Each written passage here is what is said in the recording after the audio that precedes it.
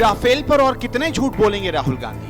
हमारी ये लाइन आपको चुभेगी और आप पल भर के लिए सोचेंगे कि राफेल पर चौकीदार को चोर कहने वाले राहुल झूठ भला कैसे बोल सकते हैं।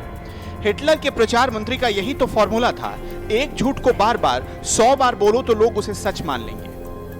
कभी राहुल राफेल डील का पूरा सौदा 1,30,000 करोड़ का बताते हैं, कभी राहुल इसी डील को 1 लाख करोड़ का बताते हैं और कभी इसी डील को 30,000 करोड़ रुपए का भी बताया गया।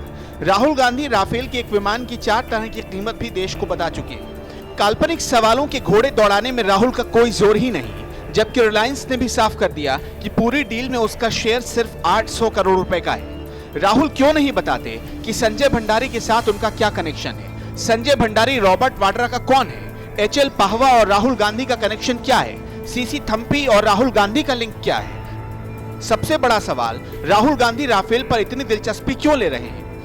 इससे भी बड़ा सवाल कि पीएम से दुश्मनी निकालने के चक्कर में राहुल गांधी अनिल अंबानी से दुश्मनी क्यों निकालने लगते हैं? और सबसे बड़ा सवाल, क्या भाषणों में राफेल पर शोर मचाकर राहुल किसी सच को दबाना चाहते हैं?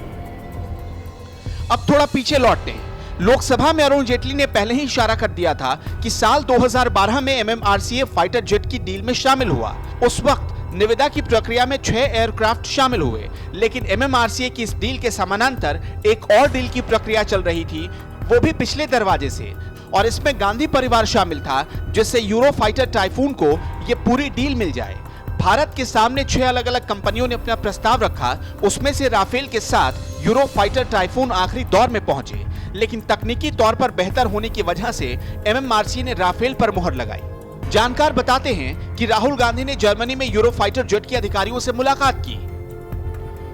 यहां तक बताया जाता है कि फाइटर जेट खरीदने के लिए सरकार से अलग अलग डील की तैयारी में राहुल गांधी थे। राहुल गांधी का एक करीबी राफेल में बिचौलिया बनना चाह रहा था, नाम है संजय भंडारी। कहा तो यहां तक जाता है कि रक्षा मंत्रालय से संजय भंडारी ने ही राफेल की सारी फाइलें चुराई और काम की फाइलों को निकालकर बाकी उसने सड़क पर फेंक दिया। संजय भंडारी रॉबर्ट वाड्रा का दोस्त है, वो रॉबर्ट वाड्रा के लिए लॉबिंग करता है। उसने हरियाणा और राजस्थान में रॉबर्ट वाड्रा को जमीन दिलवाई, इसलिए राहुल गांधी उसकी पैरवी करना चाहते थे। गांधी परिवार के सबसे करीब रहने वाले संजय भंडारी ने दामाद रॉबर्ट वाड्रा के लिए हर काम किया। संजय भंडारी का फाइनेंस देखने वाले शख्स का नाम था सीसी थम्पी। थम्पी ने वाड्रा और राहुल गांधी को ढेर सारा पैसा दिया और जमीन खरीद हुई एचएल पाहवा के जरिए। एचएल पाहवा ने हरियाणा और राजस्थान में राहुल, प्रियंका और रॉबर्ट वाड्रा को जमीन दिलवाई। एचएल पाहवा ने राहुल गांधी को जमीन बेची। राहुल गांधी के लिए पाहवा ने स्टाम्प शुल्क वापस ही नहीं लिया। यह डील 3 मार्च 2008 को हुई। जमीन के बदले राहुल ने पाहवा को 2 चेक दिए। पहला चेक 24 लाख रुपए का था और दूसरा चेक 2,47,000 रुपए का। एचएल पाहवा जमीन को 33 लाख से ज्यादा में बेचना चाहता था, लेकिन राहुल गांधी की वजह से उसने इसकी कीमत तकरीबन 8.5 लाख रुपए कम कर दी। एचएल पाहवा नाम के एक सज्जन, जिनके यहां ईडी की रेड हुई, उनकी रेड में राहुल गांधी के साथ लेन देन के कुछ दस्तावेज पाए गए। जमीन की खरीदारी से संबंधित इन दस्तावेजों में यह बात उभर कर आई कि एचएल पाहवा जी, इनके साथ राहुल गांधी का क्या आर्थिक संबंध है। हरियाणा में राहुल गांधी एचएल पाहवा से जमीन खरीदते हैं। जमीन की खरीद फरोख्त में राहुल गांधी के प्रतिनिधि महेश नागर बनते हैं। पत्रकार मित्रों को याद होगा, ये वही महेश नागर हैं जिन्होंने रॉबर्ट वाड्रा के लिए भी हरियाणा और राजस्थान में जमीनें खरीदी। पत्रकारों को यह भी याद होगा कि ये वही महेश नागर हैं जिनके संदर्भ में हरियाणा और राजस्थान में खरीदी हुई जमीनों के बारे में रॉबर्ट वाड्रा पर इन्वेस्टिगेशंस चल रही हैं। जो तथ्य समाचार सूत्रों के माध्यम से प्रस्तुत हुए उसमें श्रीमती वाड्रा का भी उल्लेख है। एचएल पाहवा के साथ जमीन की खरीद फरोख्त न सिर्फ राहुल गांधी ने की बल्कि श्रीमती वाड्रा के संदर्भ में भी कागजात पाए गए हैं।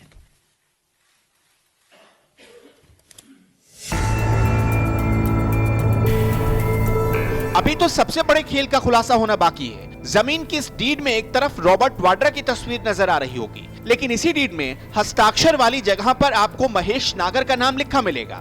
क्या आप जानना चाहेंगे कि यह महेश नागर कौन है? दरअसल 3 मार्च 2008 को पलवल जिले के हसनपुर में रॉबर्ट वाड्रा ने जमीन तकरीबन 36,90,000 रुपए में खरीदी। पाहवा ने यह जमीन रॉबर्ट वाड्रा को बेची थी, लेकिन इस डीड में रॉबर्ट वाड्रा की जगह महेश नागर ने साइन किया, क्योंकि वाड्रा ने पावर ऑफ अटर्नी महेश नागर को सौंप रखा था। जल्द ही इसका इनाम महेश नागर को कांग्रेस की तरफ से मिला। साल 2009 के विधानसभा चुनाव में हरियाणा के फरीदाबाद सीट से कांग्रेस ने ललित नागर को खड़ा किया। महेश नागर उसी ललित नागर का भाई था। इसके बाद साल 2009 में राजस्थान के बीकानेर में रियल अर्थ एस्टेट प्राइवेट लिमिटेड को एक जमीन बेची गई। ये कंपनी रॉबर्ट वाड्रा की थी। इस जमीन की खरीदारी में भी रॉबर्ट वाड्रा ने एचएल पाहवा को पावर ऑफ अटर्नी दे रखा था। पाहवा ने यह सब डीलिंग तब की जब उसका बैलेंस नेगेटिव था। बताया जाता है कि सीसी थुम्पी नाम के एक शख्स ने ये सारे पैसे दिए। सीसी थुम्पी संजय भंडारी का फाइनेंसर माना जाता है। संजय भंडारी की तरह ही रॉबर्ट वाड्रा और सीसी थुम्पी भी दोस्त हैं। भंडारी की वजह से सीसी थुम्पी और वाड्रा दोस्त बने। थुम्पी सिंटैक कंपनी का मालिक है। संजय भंडारी ने यूपीए 1 कार्यकाल में हुए रक्षा सौदे और यूपीए 2 के कार्यकाल में हुए पेट्रोलियम सौदे में बिचौलिया बनकर सीसी थुम्पी के साथ ढेर सारी किकबैक राशि ली। किकबैक राशि का मतलब घूस की राशि। संजय भंडारी और सीसी थुम्पी ने मिलकर अब तक अरबों रुपए की हेराफेरी की है, जिसकी जांच अब भी जारी है। एचएल पाहवा के यहां रेड में हुए जिन दस्तावेजों के बारे में समाचार सूत्रों में राष्ट्र को जानकारी मिली, उसमें चौंका देने वाली बात यह थी कि एचएल पाहवा के पास जमीन की खरीद फरोख्त के लिए पर्याप्त मात्रा में पैसे नहीं थे। 50 करोड़ से ज्यादा एचएल पाहवा को राहुल गांधी और श्रीमती वाड्रा की जमीन की खरीद फरोख्त के लिए पैसे दिए एक सज्जन जिनका नाम सीसी थम्पी है। आप सबको याद होगा, सीसी थम्पी पर भी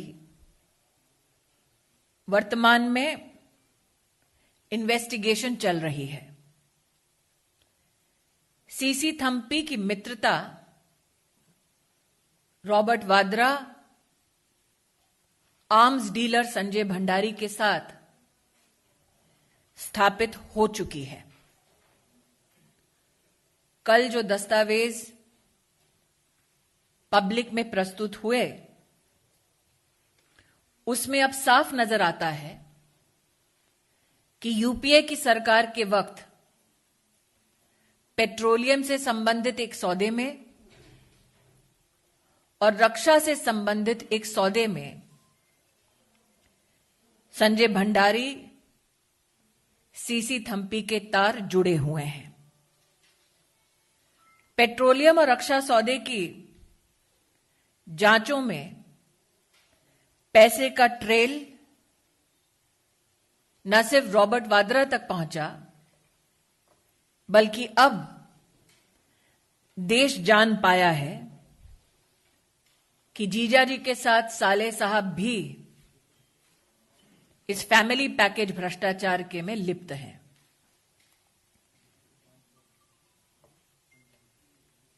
आज इन तथ्यों को पढ़ने के बाद जनता शायद समझ पाई है कि डिफेंस के सौदों में राहुल गांधी विशेष रुचि क्यों ले रहे हैं। उनका इंटरेस्ट मात्र राजनीतिक नहीं बल्कि आर्थिक और पारिवारिक है। राहुल गांधी जी को अब जनता को बतलाना होगा कि एचएल पावा के साथ उनके श्रीमती वाड्रा के विशिष्ट संबंध जमीन के मुद्दे पर क्यों हैं। कांग्रेस को टाइम्स ऑफ इंडिया की एक रिपोर्ट 2012 में जो निकली, उसमें जो विश्लेषण हुआ महेश नागर का, उसके संदर्भ में यह भी जवाब देना पड़ेगा कि क्या महेश नागर के भाई ललित नागर को खरीद फरोख्त में भ्रष्टाचार के संदर्भ में शिष्टाचार को देखते हुए क्या कांग्रेस ने हरियाणा में विशेष टिकट दी। मैं इतना ही कहूंगी कि आज, एक तो मैं जानती नहीं हूं कि रिपब्लिक से बात भी करेंगे राहुल गांधी या नहीं, लेकिन मैं चाहूंगी कि आज जितने तथ्य 2 दिन में बाहर आए हैं उनके बारे में कम से कम राहुल गांधी स्पष्टीकरण दे दे। ऐसा क्या विशेष रिश्ता है एचएल पावा, महेश नागर, सीसी थम्पी और संजय भंडारी के बीच में कि घर न सिर्फ जीजा जी को मिलता है बल्कि साले साहब को भी जमीन मिलती है।